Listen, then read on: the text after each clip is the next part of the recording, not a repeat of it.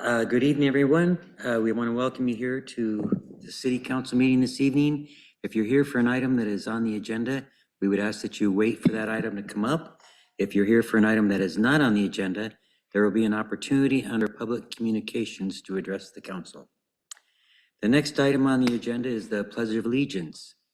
And I think it's only fitting that we have Mr. Clark lead us in the Pledge of Allegiance.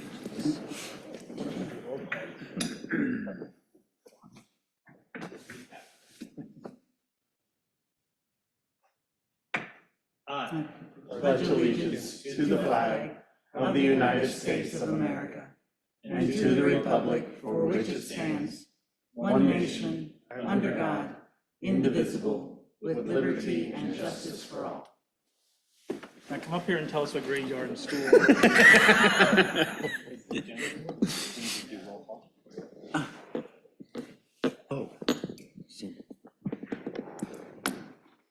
Cindy, can we do roll call? Okay. Councilmember Cope? Here. Evans? Here. Martin? Here. Ready? Here. Burkhart? Here. All righty then. Now we'll move on to the agenda approval. Are there any changes to the agenda? None from staff. Council? Okay.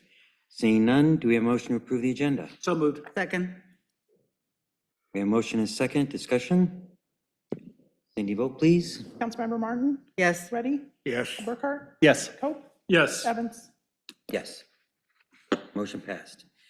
We have one scheduled public communication this evening, and first recognition of Chief Clark. I'd like to make a few remarks. This is really hard, but it's very hard for me because I can't find anything negative to say about Jim. Was that supposed to be? I've really tried, but no. I'm going to just kind of step back and let council share their thoughts, and then I'll jump in at the end. So, if anybody wants to. Well, you know, I can share one negative thought. He's pretty much spoiled any replacement because they all have to live up to his fine example. So, I don't know. The guy he's always provided me with Jolly Ranchers. My favorite, the cherry. He makes sure the cherry's on top.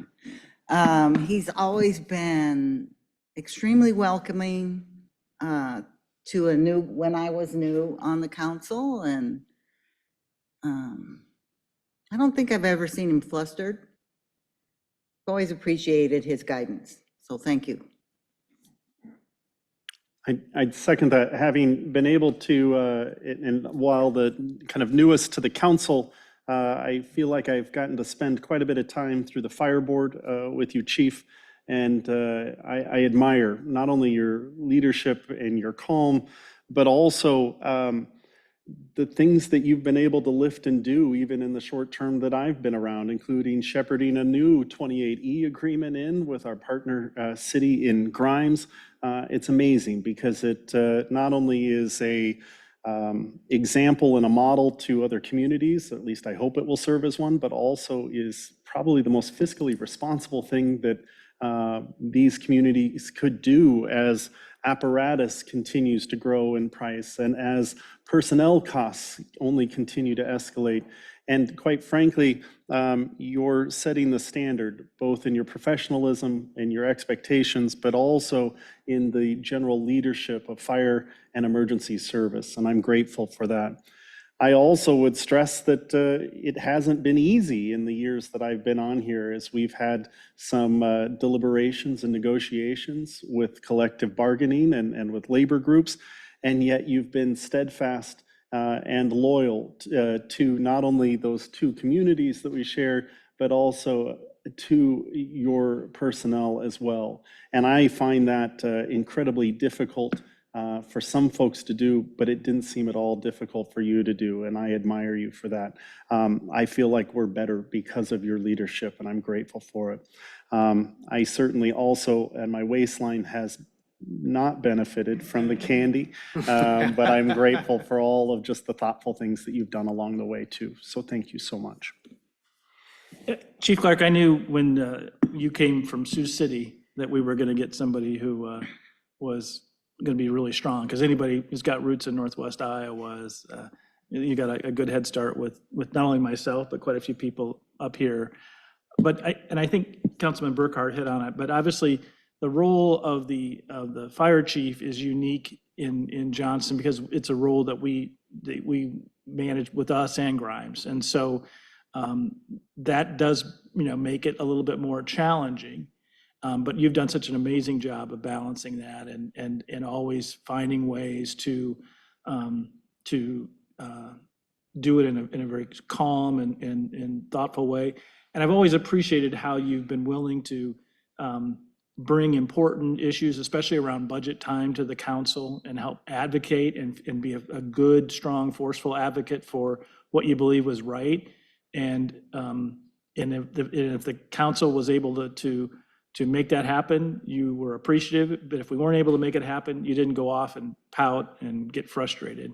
And so your approach is in many ways is I think you've set a very, very high standard. And one last thing too, I just want to note is not only have you been, you work with the fire department, but you've also been active in the community, supporting the youth fishing team and other ways that you could be active as part of the community. I just really appreciate that very much, and it's great to have your predecessor here. Is that the right? Yeah, I think I'm using that right.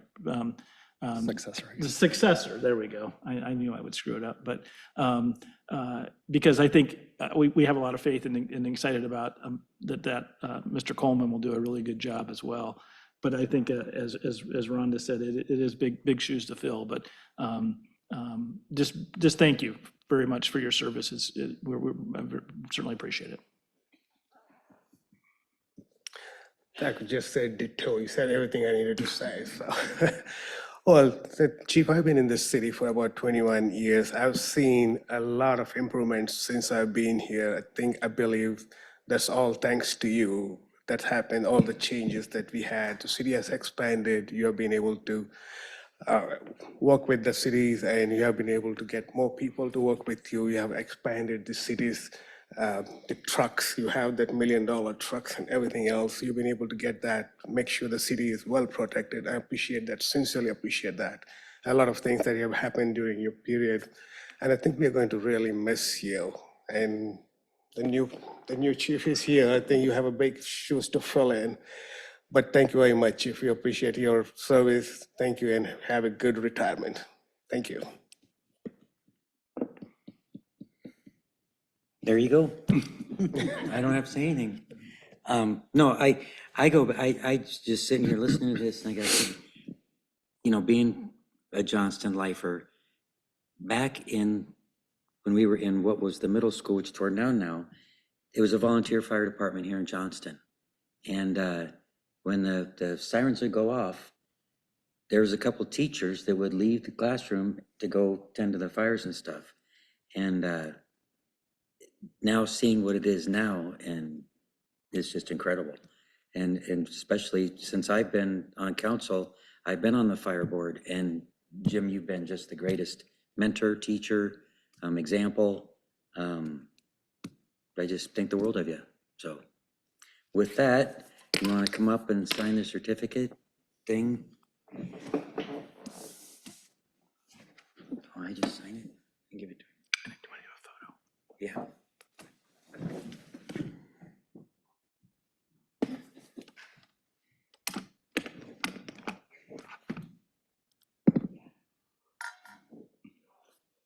Sure, please. You guys go.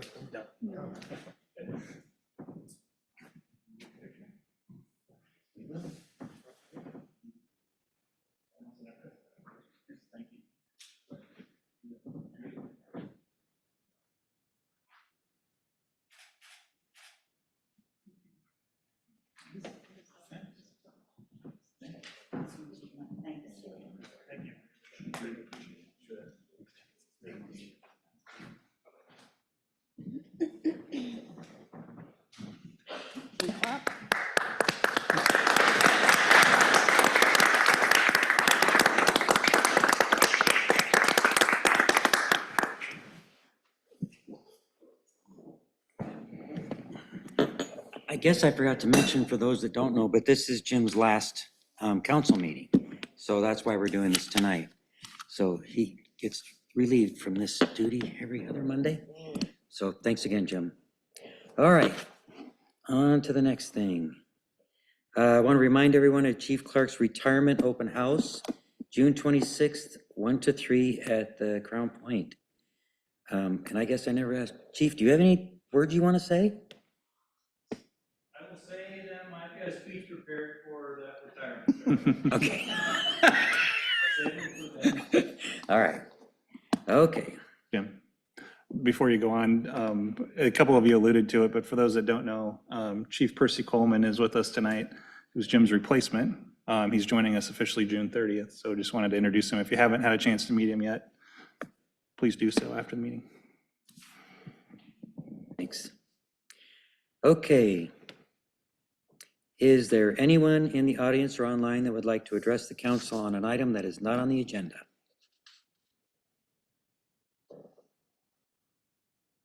Nope. Okay. Move on to public hearings. First public hearing, we have two tonight. The first one is to conduct a public hearing on the matter of adoption of plan specifications, form of contract, and estimate of cost for the Johnston Dog Park project, and consider resolution number 25-159, adopting plan specifications, form of contract, and estimate of cost, consider construction bids, and consider resolution number 25-160, making award of construction contract, and consider resolution number 25-161, approving construction contract and bond. We will open this public hearing at 7:12. Go ahead, Jeff. All right, thank you. We are excited to actually. Jeff, can you switch on that, please? There you go. Last Tuesday, June 3rd, we opened up 12 bids for the project, which what I've been told is a lot of bids for a project. So we were excited to have that many come in. The consultant, actually, engineer, had a sheet that only had 10 spots on it. So we had to ad lib and use the back. So that was interesting. But we got a low bid of $604,888 and then a bid alternative for $79,419 from TK Concrete. That puts us in under the engineer's estimate and what our budget is. So we are able to get an extra 20 parking spots for the parking lot there. TK Concrete has been doing different projects for public works around town and think they are a responsible bidder. So the engineers, Steiner Associates, and staff would like to recommend awarding the contract to TK Concrete.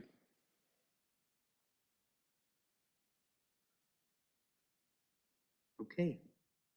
Is there anyone in the audience this evening that has any questions?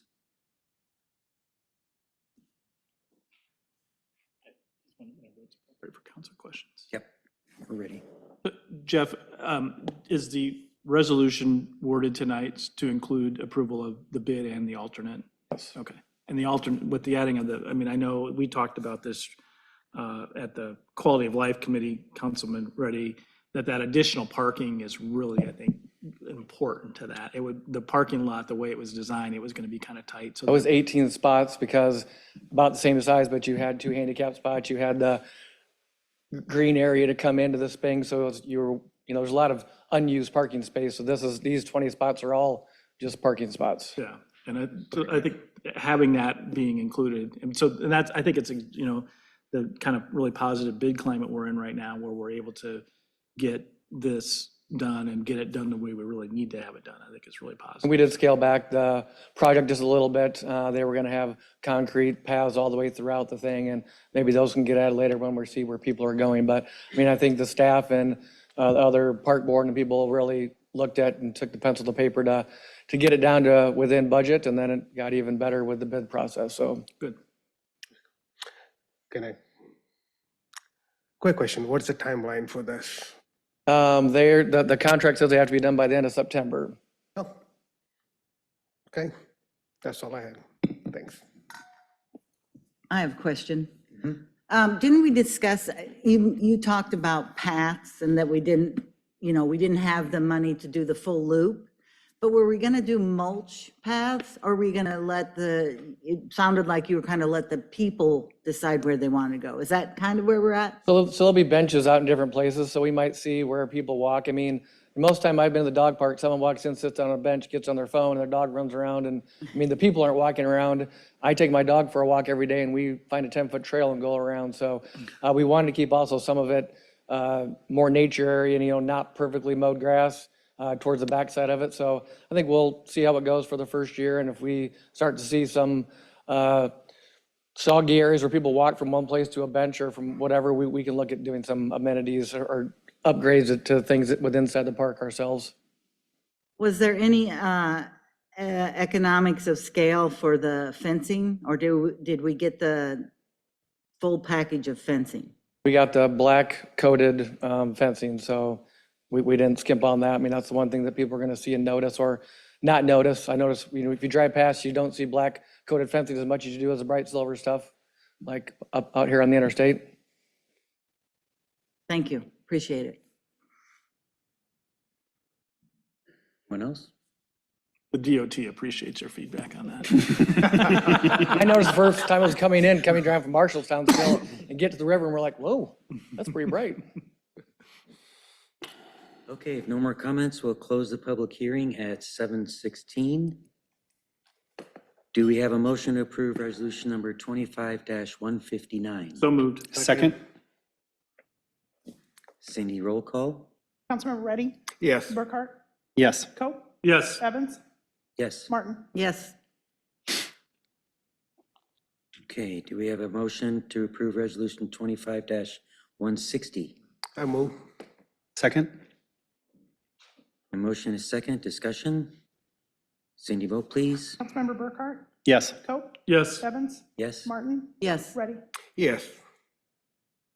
Okay, motion passed. Do we have a motion to approve resolution number 25-161? I move. Second. A motion is second, any discussion? Cindy, vote please. Councilmember Coe, Yes. Evans, Yes? Martin, yes, Reddy, Yes. Burkhart. Yes. Motion passed.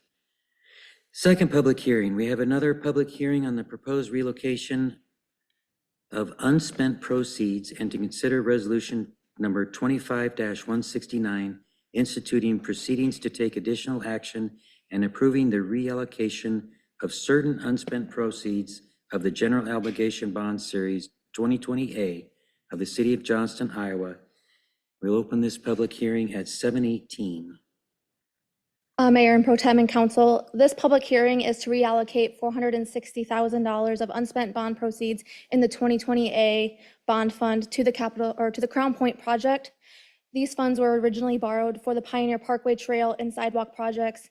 That trail project wrapped up a couple years ago, and then the sidewalk projects that were originally planned for a few years back were delayed due to COVID, causing excess funds in the current project needs. While the sidewalk projects are still in progress and still planned, it's better for us to get these older funds spent down and reborrow next year as needs arise for ongoing projects if needed. I'd be happy to answer any questions. Council, any questions? See none? Do we have anybody in the audience that has any questions? See none? We'll close the public hearing at 7:19. Do we have a motion to approve resolution 25-169? So moved. second, We have a motion and a second, discussion? Cindy, vote please. Councilmember Martin, yes, Reddy, Yes. Burkhart, Yes. Coe, Yes. Evans. Yes. Motion passed. Consent agenda. Do we have anything?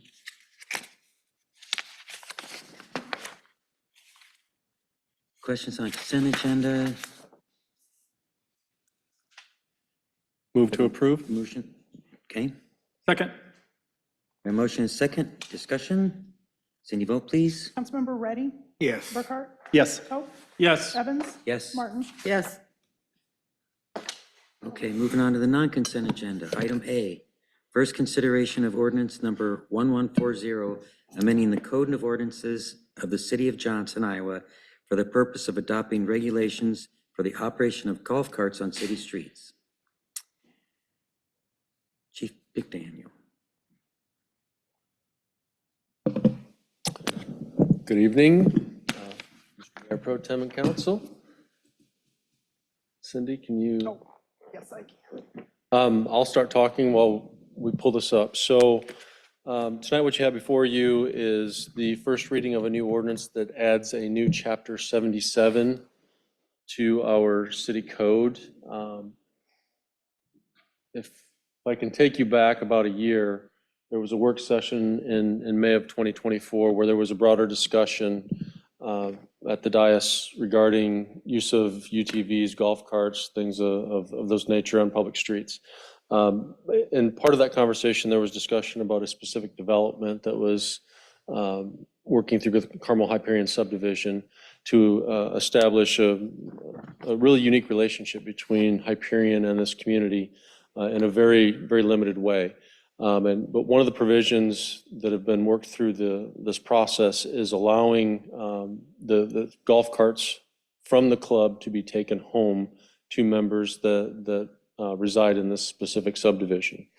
By Iowa code, in order to do that, one of the requests was to have the golf carts be allowed on city streets. So Iowa code 321-247 regulates that.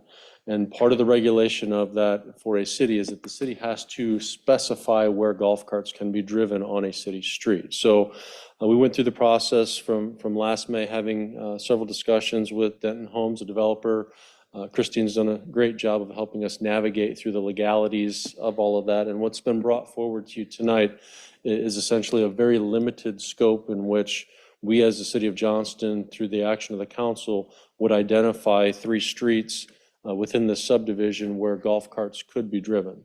With that, and I think one of the most important elements of this is there's obviously an underpass on Beaver that will get these golf carts from the neighborhood safely over to the club. And that's a critical area for me as your police chief to be concerned by. And I do support this in a very limited scope. We've spoken in the past that I'm not supportive of the ideas of golf carts in city streets as a whole for the community, but I think with this very limited development, it's been brought forward in a way that is the safest for the people that are going to be on the roads that live in the community. They're directly impacted in such a small neighborhood, and we're able to make that safe pass. So what you've got before you, I've pulled the map up. The ordinance is really, much of it is following the existing state law in 321-247, but the new ordinance, it specifies that the golf carts will only be operated on Benlow Court, Sandy Court, and 1900 Drive within the Carmel Hyperion Plat subdivision, and that's what you see on the map here.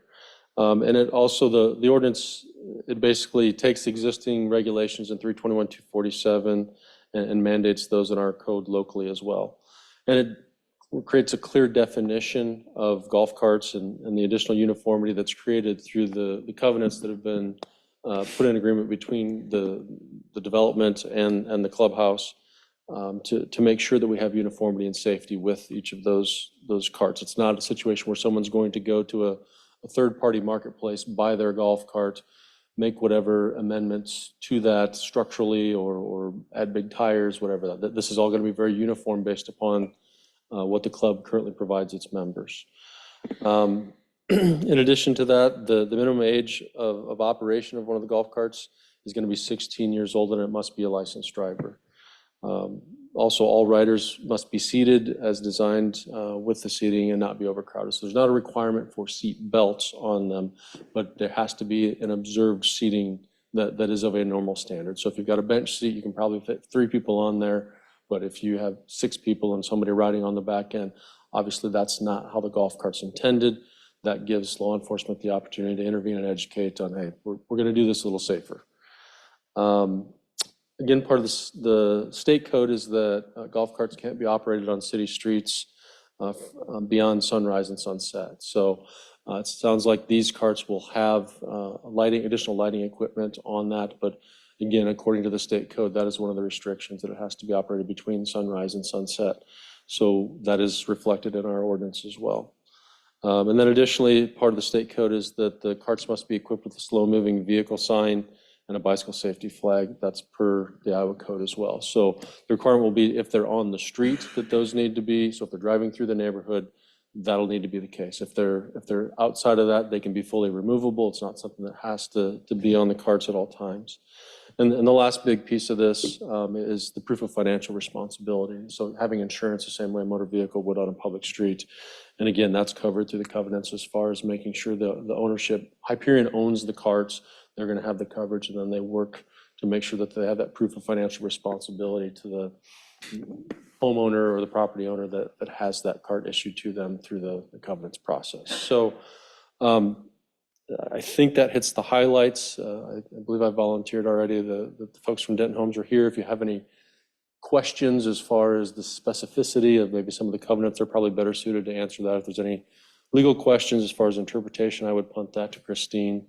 But from my perspective as your police chief, I think we've spent a lot of time trying to do this the right way, do it the safest way possible. I think it's a very limited and proper scope based upon the environment.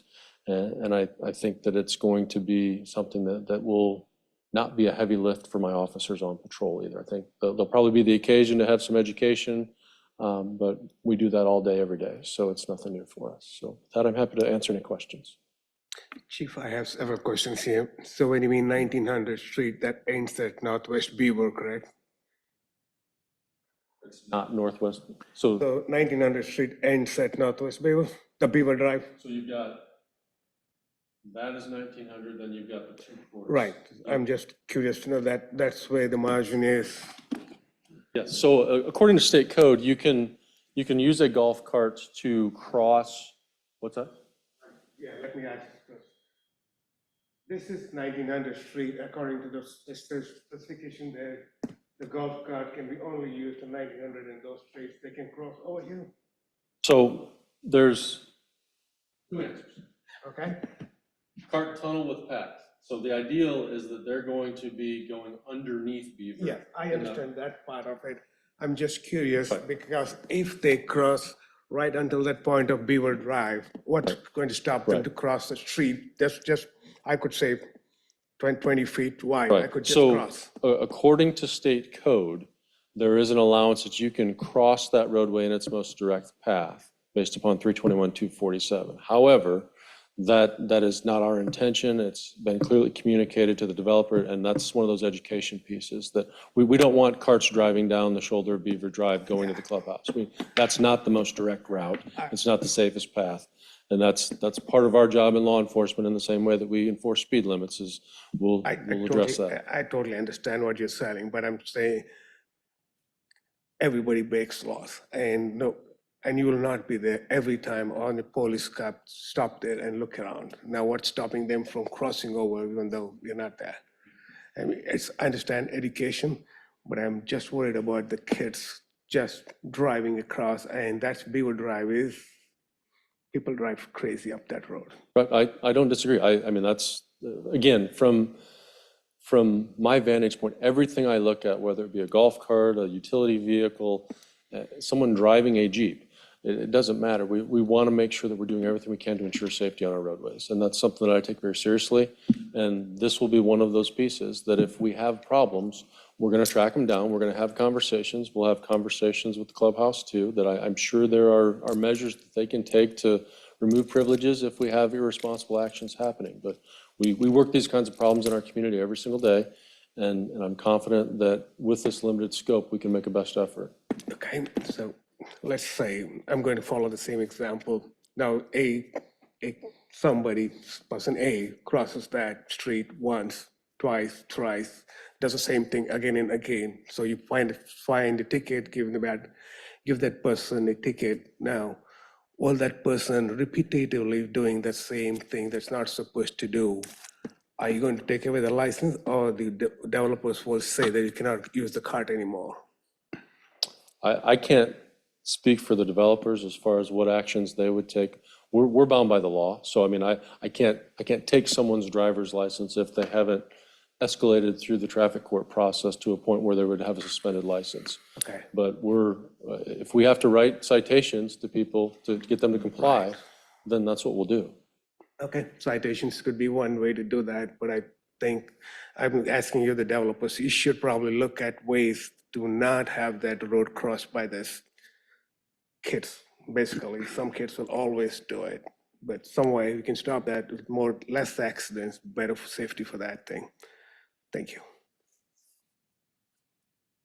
So Chief, it sounds like one of the reasons, and especially if somebody says, well, if you do this here, what's going to stop this from spreading to the rest of the city? And, is this kind of does this start down that path? Just the response to that is the existence of that cart tunnel in the path is sort of a unique situation here that lets us develop a policy that says there's a rational reason to have a policy allowing golf carts in this limited area of the community, the existence of that tunnel in the path, which makes it, I mean, I'm not a Hyperion member, I've only played there maybe 2 or 3 times, but if you're at the driving range, even today, it is just normal human behavior will lead you to take the tunnel in the path. That's the easiest way to do it. It's so far easily the safest way to do it. Will 100% of the people do it?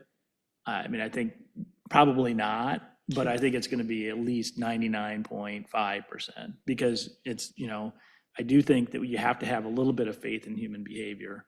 And I think the existence of that tunnel in the path are, from my standpoint, enough. And I think obviously if it was, good, raised a comfort level for Chief McDaniel as well, I think that's pretty substantial. So. Yeah, I would agree with everything you said. Hyperion had enough foresight with the driving range alone to make sure that tunnel was in place for the safety of their membership. And so their members are already conditioned to using that tunnel. Anyone that's going to move into this community, whether they're new to Johnston or not, they're gonna assimilate very quickly to the culture that's already been established long ago on how you get from point A to point B.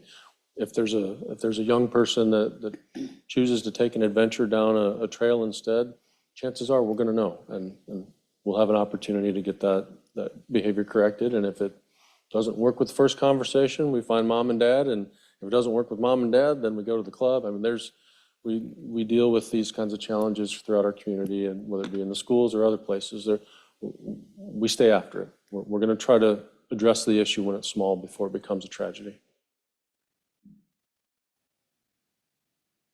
Any other discussion? Can I ask one more question? How will this affect the fire trucks or anything else with this slow? I'm sorry, I do not know anything about this golf carts. I'm not done, I've not driven, so I don't know. So I'm asking you this out of curiosity. A golf cart is driving on that street, and a fire truck comes by behind. It's slow moving, nothing like a car being kind of push it out just that way. How does this work? So within the ordinance and within state code, it basically, when you have a golf cart that's lawfully traveling on a city street, they must observe all the same traffic rules as a car. So if there's someone driving down this, say, 1900 Drive, and a fire truck pulls in emergent response, they should pull over to the curb in the same manner that you would have a normal vehicle do that, and then the fire truck's going to go around. So it's no different. The obligations of the road are the same, whether you're in a golf cart or a regular vehicle. And these are public streets, so they've been built to this public street standards of width and all those types of things. Yes, So I can't tell you what that. right, what the exact. 24, 26 feet, I don't know. But that's the one Right. advantage of it being a public street is obviously for it to be declared a public street, it has to meet certain standards. Then, the neighborhood does have some private drives on it, and that allows a little bit different standard. We're not talking about any of that here, but of these 3 streets, they're public streets, so they had to meet a certain requirement for width and all that type of stuff, which hopefully will help alleviate that type of concern. I would default to David if there's. It's 29 or 31 feet, 1900 Drive is, which would accommodate parking on one side, and I think we've done some parking restrictions along part of that, so. Anyone else? Do we have a motion to approve first consideration of ordinance number 1140? So moved. Second.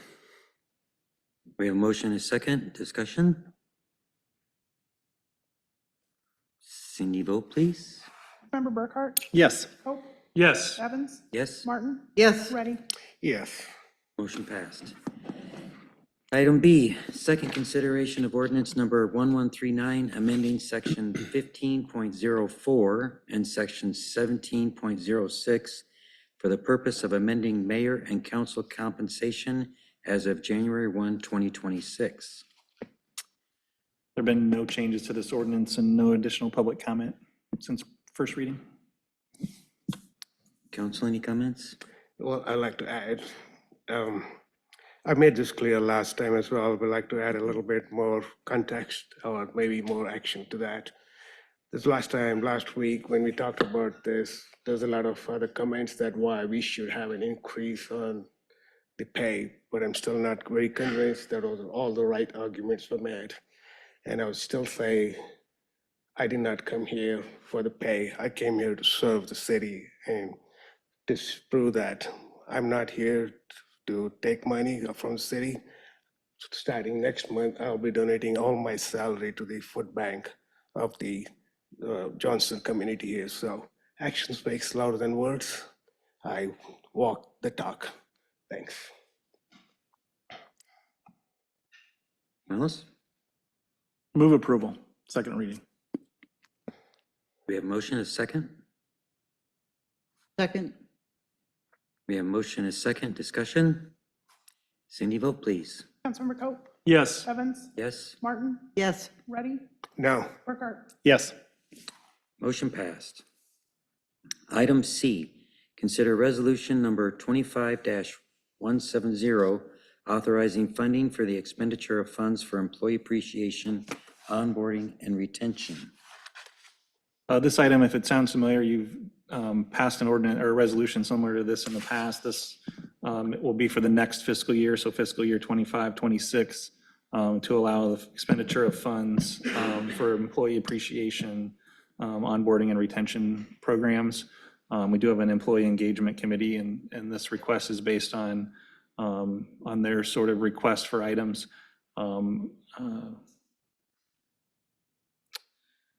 I would note this is on non-consent because the auditor's office has sort of recommended that's best practice for these items not to be on the consent agenda and allow the council the opportunity to discuss those. So our greatest asset is our organization is our staff, and so this allows us to give a small token of appreciation back to them each year.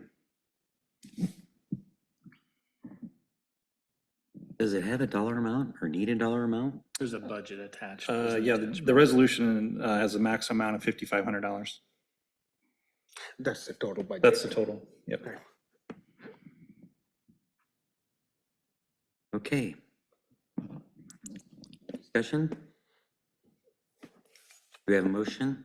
So moved. second. We have a motion, a second. Discussion? Cindy, vote please. Councilmember Martin? Yes, Ready? Yes. Burkhart? Yes. Coe? Yes. Evans? Yes. Okay, item D, consider claims in the amount of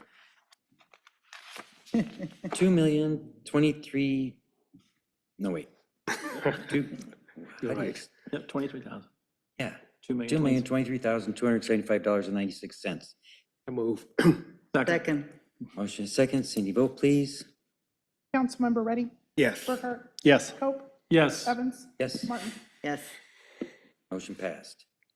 Moving on to city administrator and staff comments. Looks like we have two scheduled comments. First up, fireworks enforcement discussion with Chief McDaniel.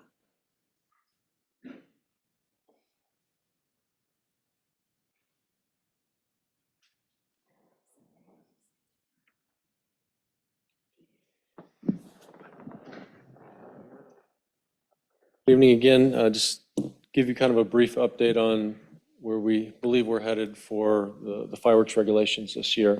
As you're likely aware, there was legislation through Senate File 303 that prohibits cities and counties from prohibiting fireworks on July 3rd, 4th, and December 31st.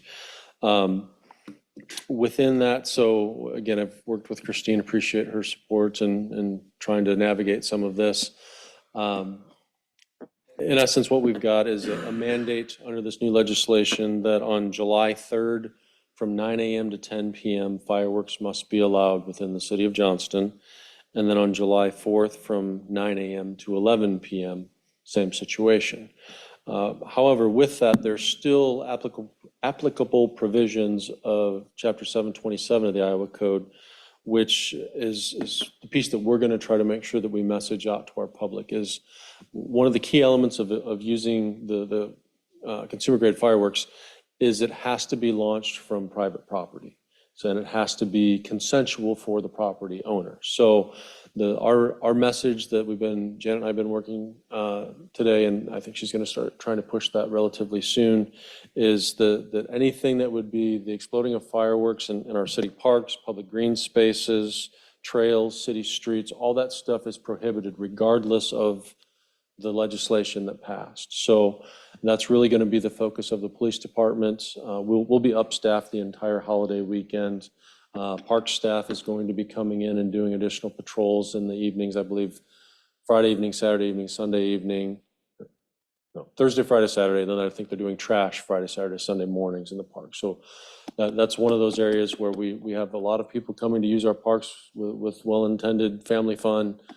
We just want to keep things from getting out of control with the fireworks and that sort of thing. So Parks has been very gracious over the last several years to assist us in monitoring the trails in the parks to try to keep them safe.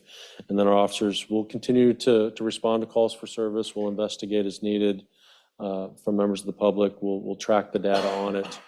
I think for us in a police department, the greatest challenge for us, I anticipate this weekend or this holiday weekend, would be, okay, we can shoot off the fireworks on Thursday and Friday, but then July 5th, now it's unlawful to do that for Saturday and Sunday.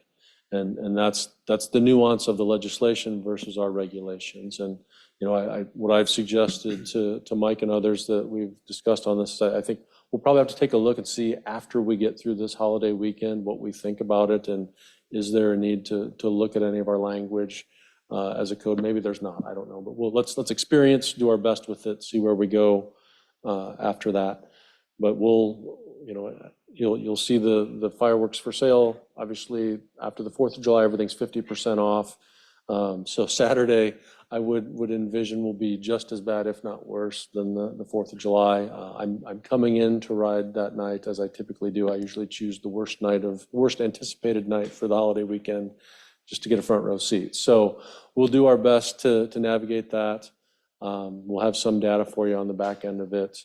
Really have no idea how the public's going to respond to this. I would imagine it'll be like most other years where you've got people strongly for it, strongly against it, and probably not a lot of middle ground. So we'll do our best to try to keep things safe in the grand scheme.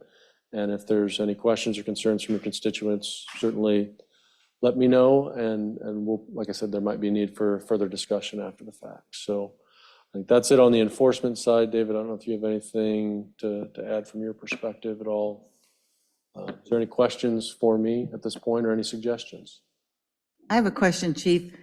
The park employees are just, are they confronting people with fireworks? They're just calling the police and letting you guys know? Yep, they do a really great job, and I don't know what their exact staffing plan is, but they usually have at least one person, I think sometimes two people, that are really just traveling a lot of the trails after dark and moving from park to park that way as well. And if they see something, if you've got a family out there that's, doing something, I don't think that there's been any time where they've had a confrontation with anyone, but they might have a casual conversation. Hey, you're gonna, in this case, this year, it's actually going to be an easier conversation. Hey, you need to go home. You can't light that stuff off in the trailer in the park. Take it to your house. So it's actually probably a less confrontational conversation. We have issues with vandalism every year. Kaibos getting blown up and things. We have to lock bathrooms. And so their job is really to protect the park infrastructure. If there's any concern with activity, they contact us and we respond. And we'll be in the parks too. And I know that we'll have calls and we'll be responding to kids doing childish things with fireworks that shouldn't be. So. Thank you. And Chief, is your concern about the 5th just because it happens to fall on a Saturday? Yeah, It would, if it was, if the way the third and fourth fell, if it was a Right. Tuesday, Wednesday, and the fifth was a Thursday. right, and I think that's, if you step back globally from this and just look from a law enforcement perspective, this is a contentious issue. It's a couple days a year, and people are passionate about it. And I work really hard to try to steer our police department to positive relationships with our community. And this is family fun to some, and this is something that's traumatic to others. So we try to find that right balance. So when you look at the entire state code as constructed, it gives a much wider date to be able to do this, but then there's also hours provisions for the Saturday and Sunday preceding or immediately following the holiday. And that's the piece. Right now, the holiday's Friday, but if it was a Tuesday, to your point, we know we're going to have a long holiday weekend around the 4th. That's a major celebration for a lot of families. So is there a need for us to look at reinterpreting our code in some way? Until we experience this, I can't give good counsel on that, but it might just be that we're gonna continue to weather the storm on the weekend that aligns to the 4th of July holiday. I just always get a little bit concerned about us being thrust into a role that's so contentious, and it's at the end of the day, we just don't want people to get hurt. I mean, there's so many fireworks out there available, and there's some serious injuries that have happened over the last few years that we don't want things to catch fire. We don't want people to get hurt, and that's really the biggest piece. But what's a mental injury versus a physical injury, and that's different for different people. So we're kind of stuck between a rock and a hard place sometimes. I'm rooting for the mosquitoes. Right. Well, there's a lot of smoke, so. Well, just it's harder to fire off a firework when you're getting attacked by mosquitoes, so. Okay, Else? all right. Thank I'll you. report back. Thank you. Next will be an update on the CIWW capacity expansion and water conservation plan. Matt? Good evening. I know I'm standing between us and the end of the meeting, but try and get through this if I can get unlocked. Jeez, you guys. I'll go ahead and start a little bit. On tonight's agenda, we've got a little bit of historical data. We'll review population data as well as our water use data. And then we'll look at some weather data that kind of drives that water usage. Then we'll jump into a little bit of planning data where we have our projected water demands, and we have CIWW's next 2 expansion projects that we have the ability to buy some capacity in.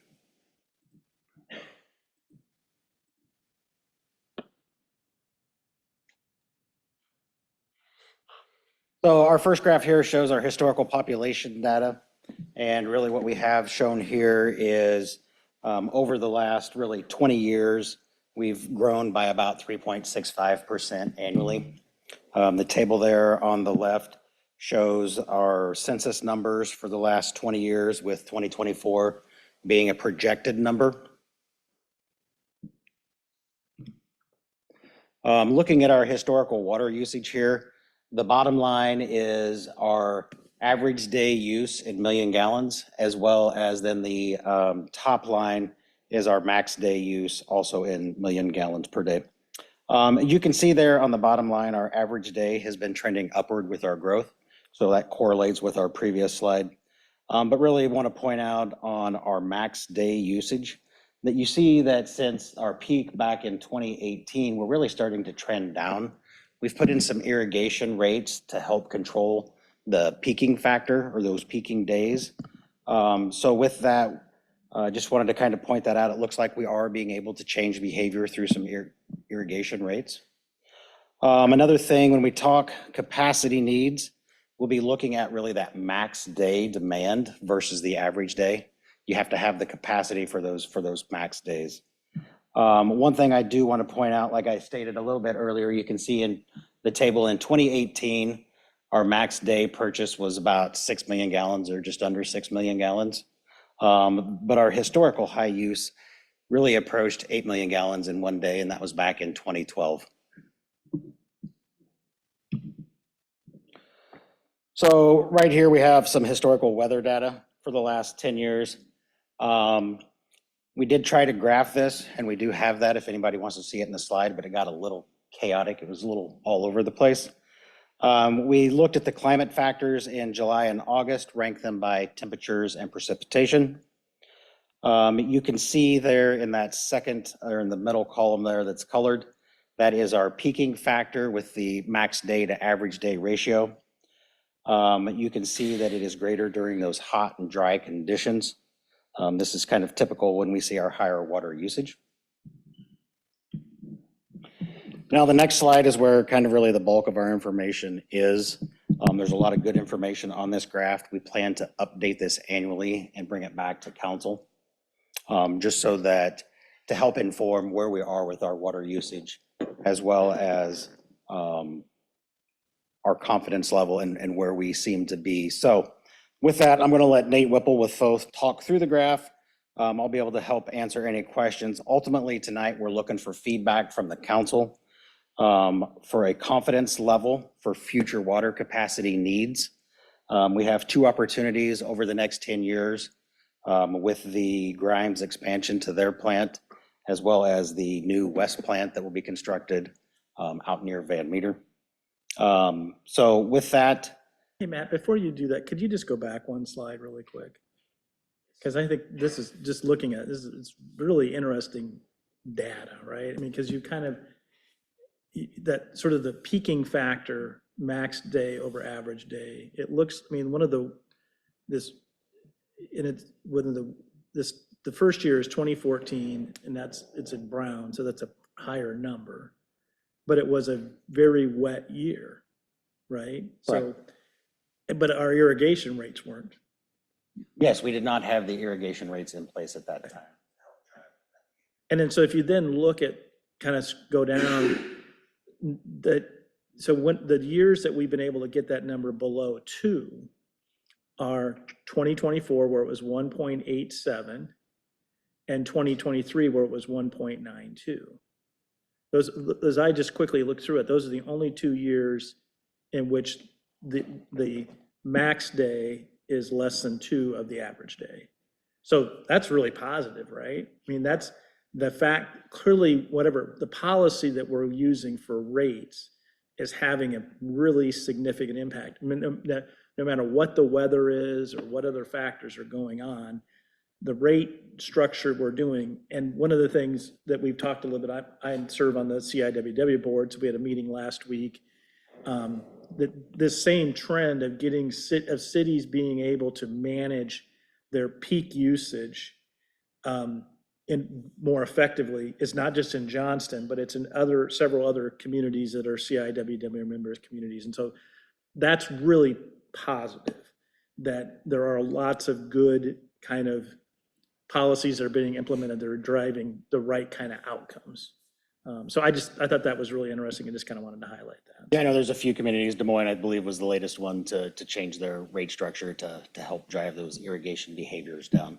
So I think a lot of it also has to do, I mean, if it weren't for the rate changes, people wouldn't make the conservation effort. And a lot of the things that I think is driving better irrigation system is better timing, you know, or better management of it. You know, they get more pinpointing information about where the rain is coming. They have moisture controls. So all of it works together, but the driving factor is if we didn't raise those rates, people wouldn't have made the conservation investments. Right, when you get that And bill. it's just like, it's in everything. It's in everything. Unless we give them a reason, you know, to buy the high efficiency fixture, refrigerator, whatever, they're just going to keep using their one that eats up all the electricity. You know, so unfortunately, people are not motivated by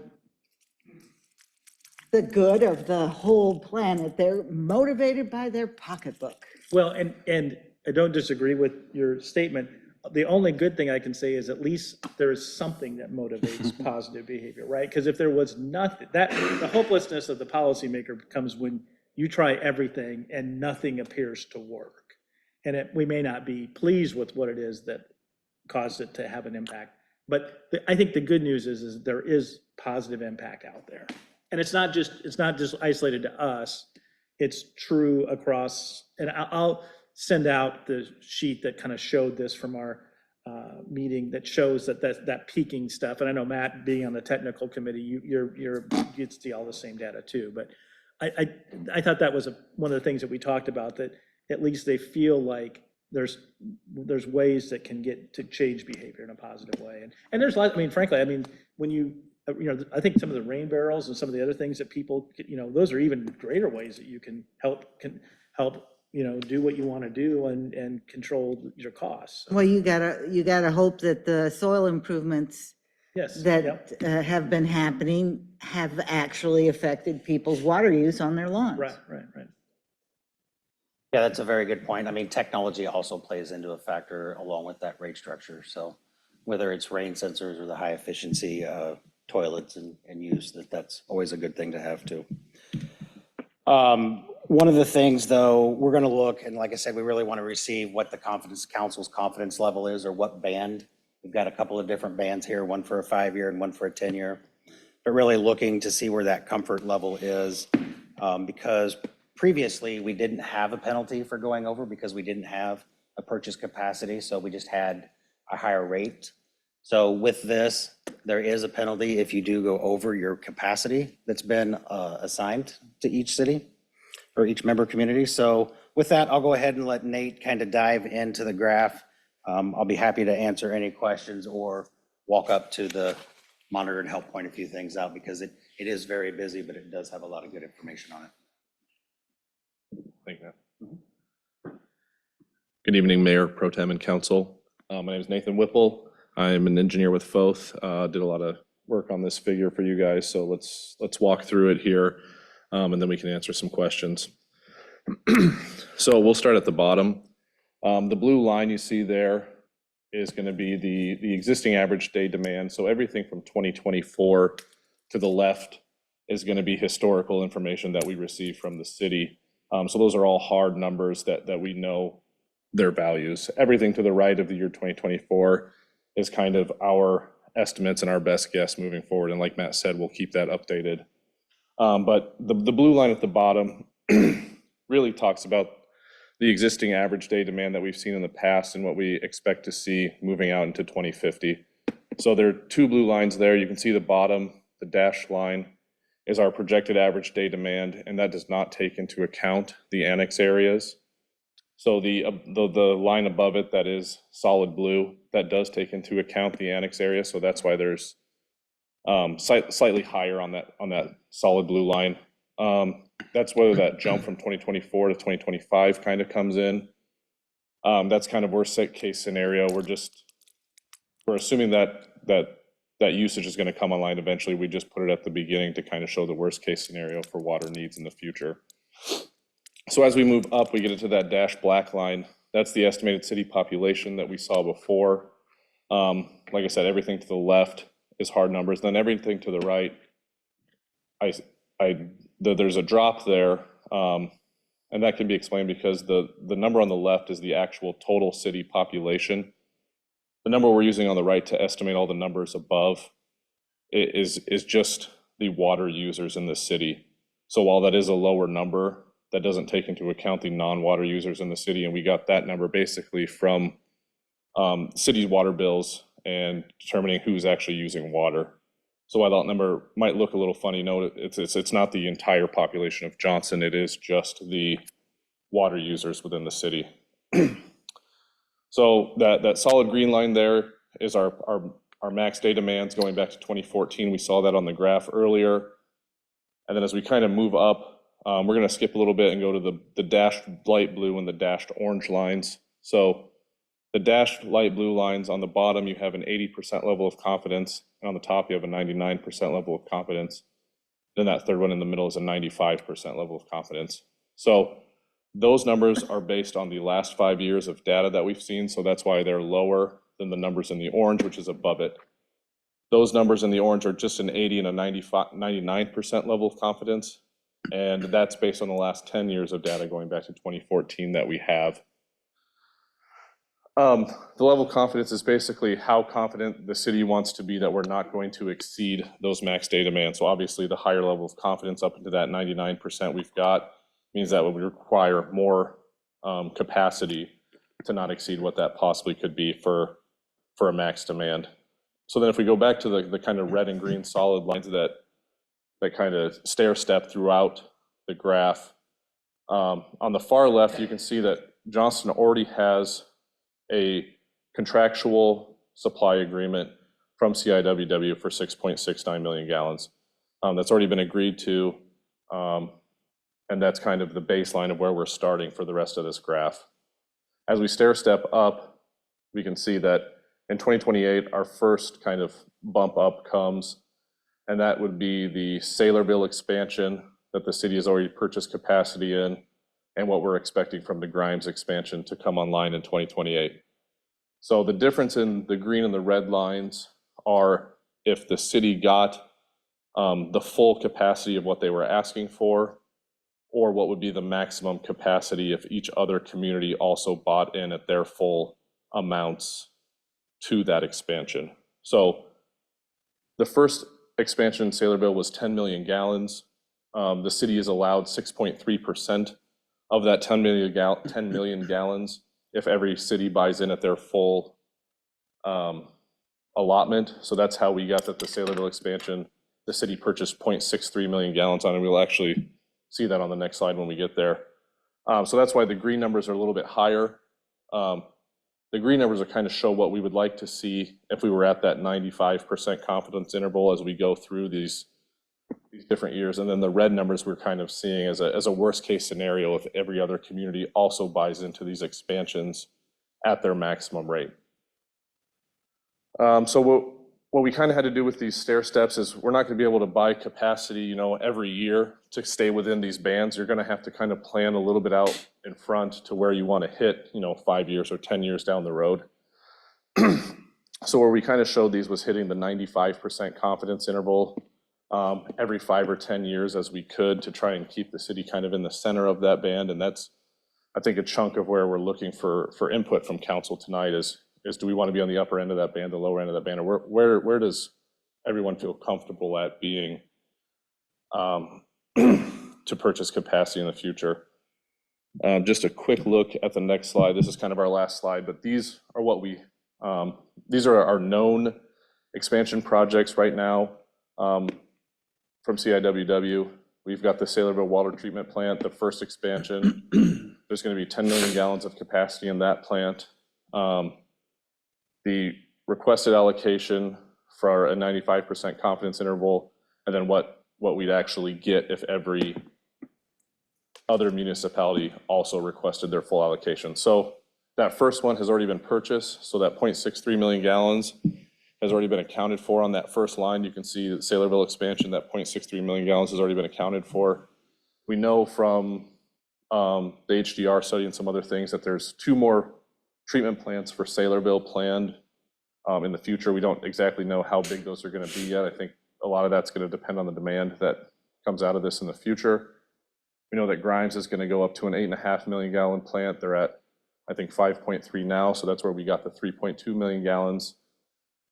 The requested allocation to stay in that 95% confidence interval would be 0.7, but if every community also wanted in on the Grimes expansion and got their full allotment, Johnston could only get 0.2 million gallons or 200,000 gallons based on the 6.3% that is allotted. And then the other one that we know about is the new West plant. As of now, that one's planned to be 10 million gallons in 2032.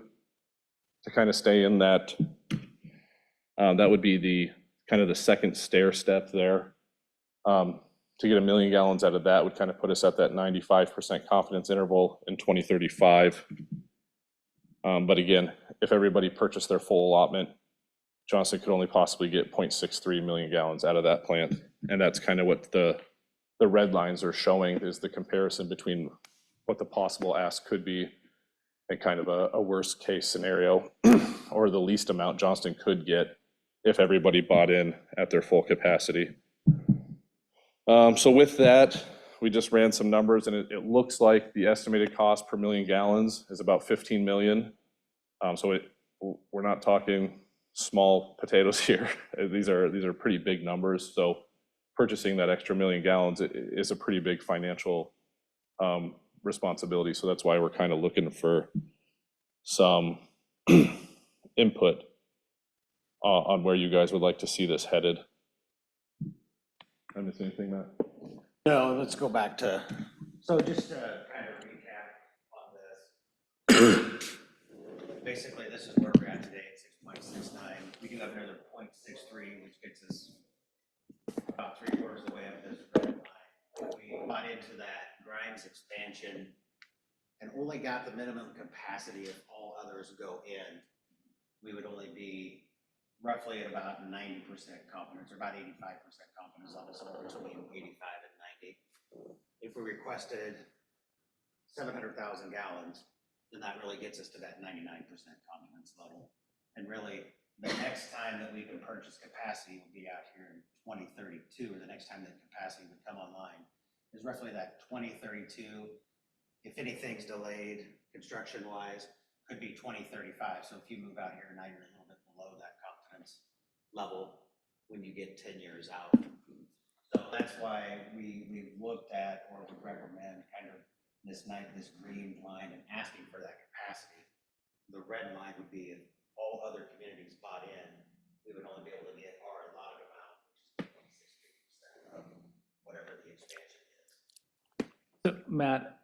Yeah. So if in your earlier slide, one of your first slides, you showed that the max daily capacity in 2024 was somewhere between 4 and 5 million gallons, right? Yeah, roughly about 4.5. So let's just say 4.5.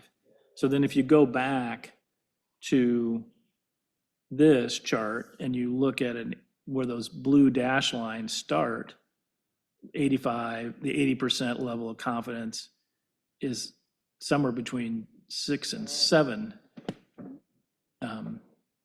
maximum daily demand gallons, right? 6.5 million. Right. So why are those numbers so high? I mean, shouldn't they be down in the closer to what our max daily demand was in, especially over the last 3 or 4 years, being somewhere between 4 and 5 million gallons? Well, yeah, those are based on the last 5 years. I understand the question. You have a reason? Yeah, so the first component of that would be that we're estimating the addition of the annex area population and all those users coming online too. So that's kind of going to bump that graph up. Just the way you see it there, we have another graph showing pretty much the same thing, but not including the annex area. So that's the first part of it. The other part of it is we kind of fit a best trend line for the previous 5 years to come up with that range for the blue dashes. So there are still some outliers going back. Yeah, and so that's why you got the brown, the orange, or Well, whatever. the orange is based off the last 10 years. Right. Yep. But there are still some outliers, and like you said, we have seen the peak come down over the last few years, but based on kind of a level of confidence fitting a trend of those last 5 years, that's how we got to where we were with the addition of the annex area as well. Yeah, I don't really understand why those blue and orange lines start in 2024, somewhere between 6.5 and 7 million gallons, when our average use in 2024, the peak use was 4.5 million. It just seems like our starting point is too high.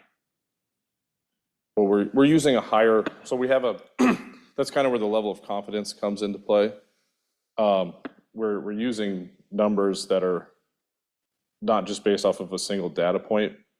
And I mean, I don't want to say we can adjust that because based off of the information that we've kind of reviewed, that peaking factor is what's driving those numbers. And that's, like we talked about, that's the number of the high usage over the average usage. And those numbers are a little bit higher than than what we've seen over the past 2 years, or the past couple of years. I mean, we can adjust that, but So if I understand you, basically our blue line, which is the projected date demand, if you put that peaking factor in there. that's what gets you to the other one, yeah. The thing is, the lower we drop that peaking factor, the smaller that level of confidence gets. Right, so your peaking factors, basically double your average daily demand. Over just the last couple of years, yes. But if we go here, we see peaking factors anywhere from 2, which, 2015, even 2023, 2024 is 2. But if we go back further, we see 2.85, so up possibly closer to 3. So you're really working off of that. We're working off the historical peaking factors, yes. Not just the individual maximum day purchase or the maximum day usage.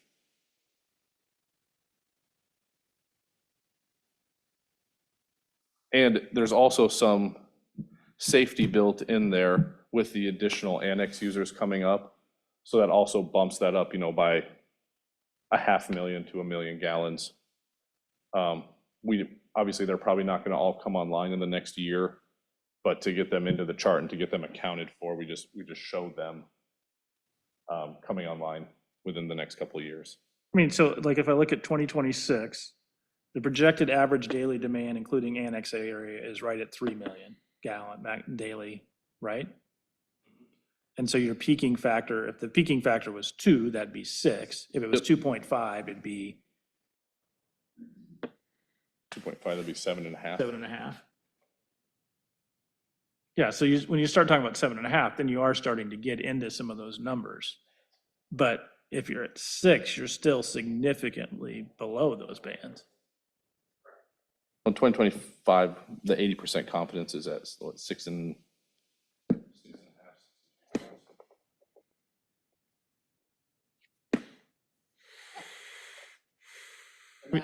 That is if we get no delays and those come online in 2028, those, their construction, I would almost guarantee or bet that there may be delays in those years, that comes online as well, so.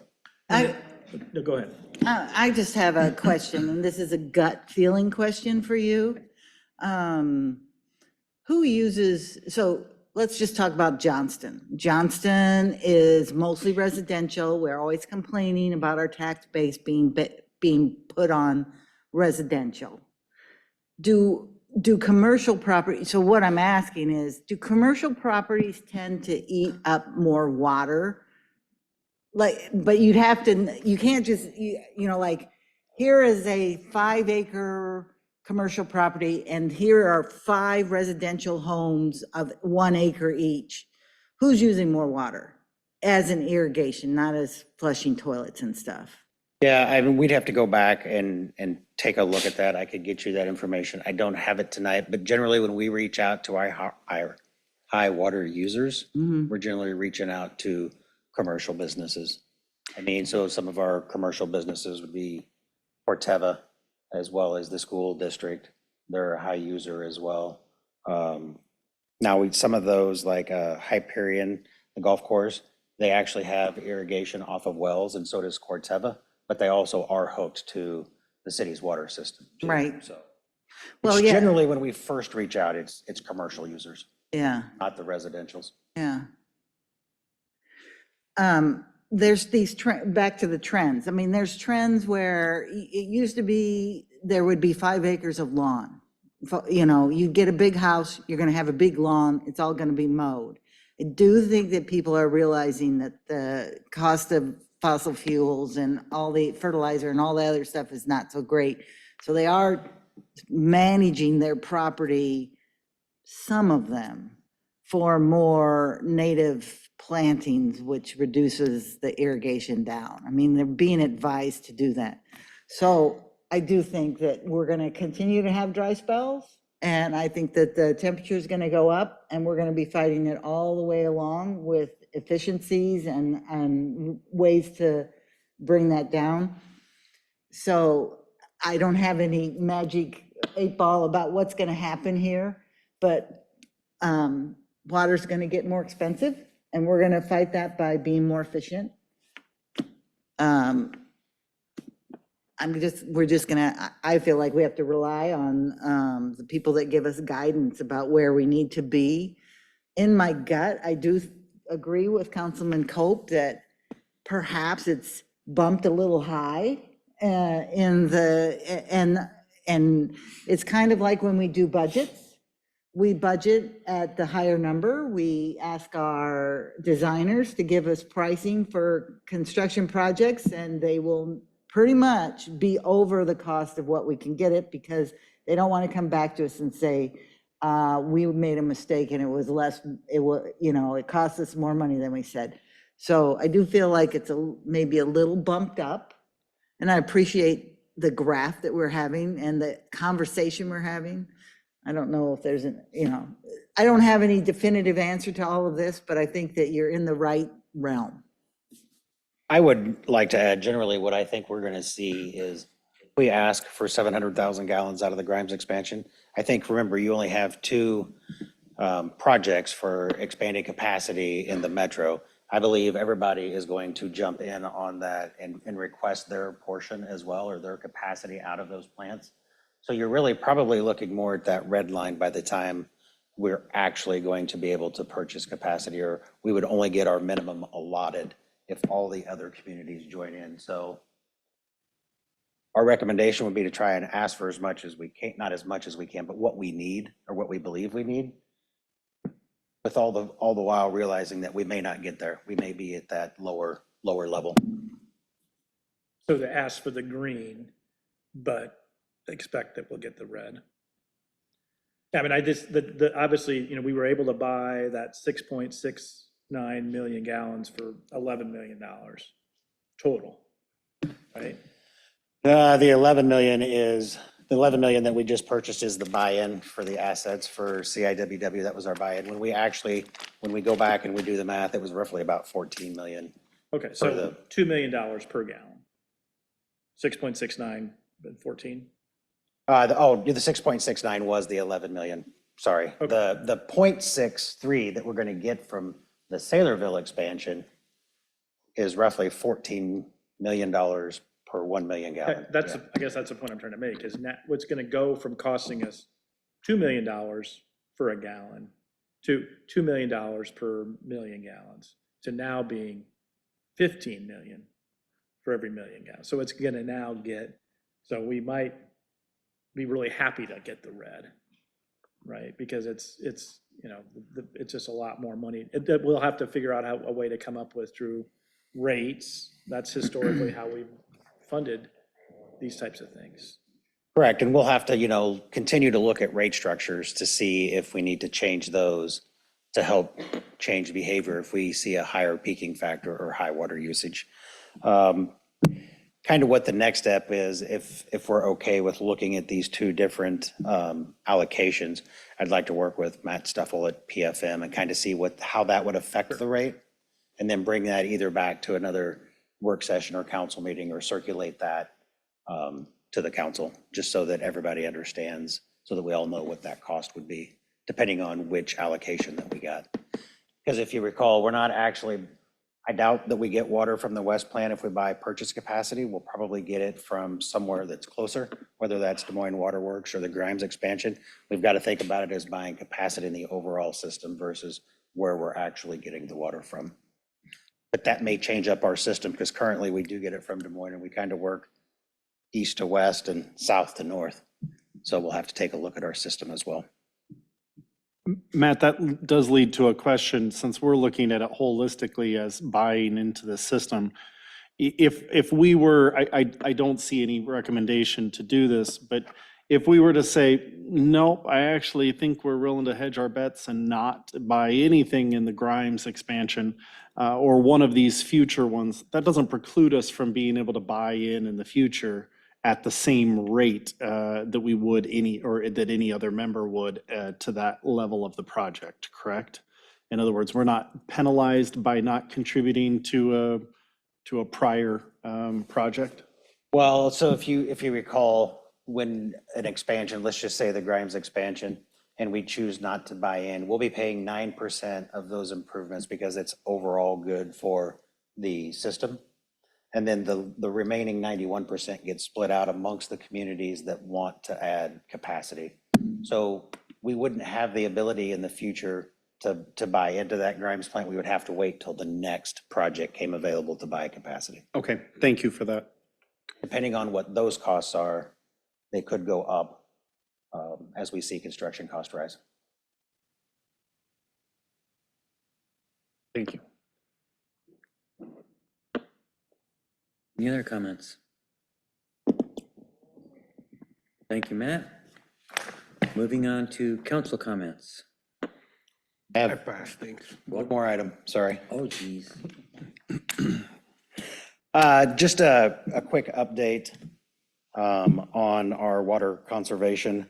As we know, on May 30th, CIWW issued a stage 1 25% voluntary reduction in lawn irrigation as demand started to outpace production capabilities due to the high nitrates in the Raccoon and Des Moines River per CIWW observations. When the demand was more than 90% of the production capability, stage 1 was enacted. CIWW did report that those nitrates were continuing to rise near record highs,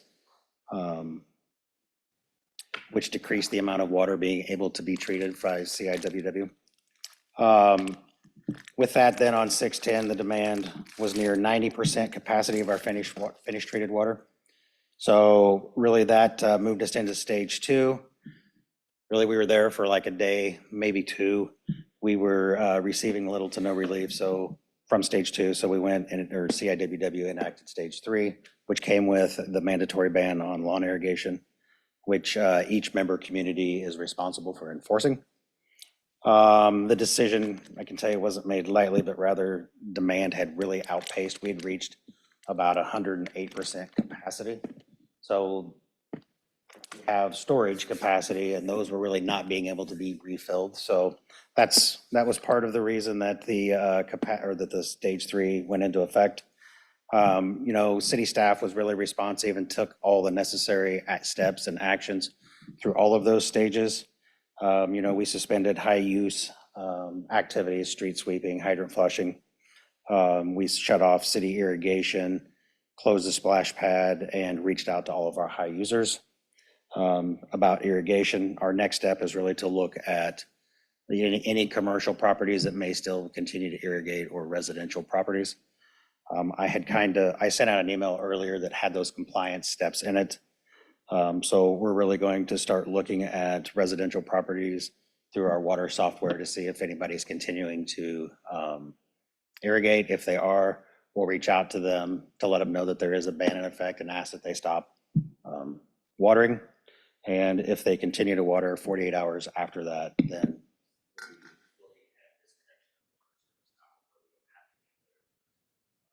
I did speak to a few other communities today. I know that Urbandale had about 10 properties that they were looking at disconnection. Waukee was starting their notification process. They had sent out a robocall last Friday to their customers. Ankeny, they went out last Friday and they were looking at closing or shutting off commercial irrigations systems. It didn't affect businesses. So it's been an effort metro-wide, and it'll continue to be that. Really, we're focused on automatic irrigation systems where usage can be verified. With that, I know that we had 11 reported instances over the weekend. We did go out and look at water usage and verified that, and we did tag 5 homes with usage that was still continuing. And we approximately have about another 100 that are under review or will be under review the next couple of days. So we'll keep you updated on how that's going, but be happy to answer any questions. Matt, is that process, stage 2, stage 3, is that all dictated by the 28E that we signed as part of the? Yes, there is a water shortage or water conservation plan in there. We also have our internal policy that pretty much mirrors the one that's in the 28E and F that was circulated to you late last week or middle of last week. If you, I can circulate the 28E version too, if need be. Back when I was working at a nursery, I was told, I don't have any scientific proof on this, but that if you water your lawn 3 times a week or 4 times a week, and then you turn it off, that it can stress out and that it doesn't have the root structure it needs because you've been babying it. So there could be some hard lessons learned.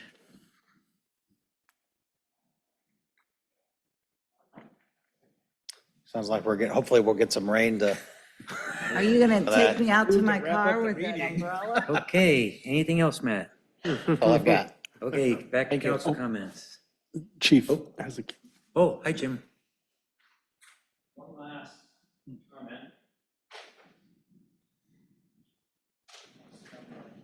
comment.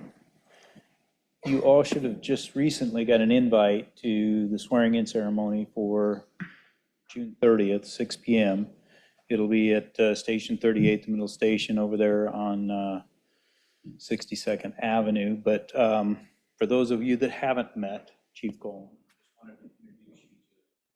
and thank you for all the wonderful comments earlier, but I know that we have somebody that is more than adequate to fill my shoes. So I was not part of the process. I don't know if all of you were and part of the interviews, but he would have been my #1 choice all along. That's why they didn't want me involved. And so anyway, just want to make sure, formal introduction, and the official announcement has not come out yet. That'll come out on the 30th, but just want to make sure you're all aware of the invite to the swearing-in ceremony on June 30th at 6 PM. Thank you. I felt pretty good until Councilmember Martin's comments earlier, so. That's how most council meetings go. We all go like, oh, no. I'll have public comments at the swearing-in ceremony, but I look forward to meeting some of you afterwards, so thank you. Thank you. Thanks. Okay, now council comments. I pass, thanks. You did a wonderful job tonight, Jim. Wow. Put that in, you managed this unruly group quite well. So Thank you. congratulations. Thank you. That's all you had? That's all I got. I wish everybody a happy Green Days and cheer loudly for our king, who is also one of our police officers. So it's great that Grandin has been recognized. So, Zach? yes. Nice. Cool. With that, I yield. I have nothing, thank you. I have, the music was good the other night, huge crowd. That's all I got. Okay, thank you. We are adjourned.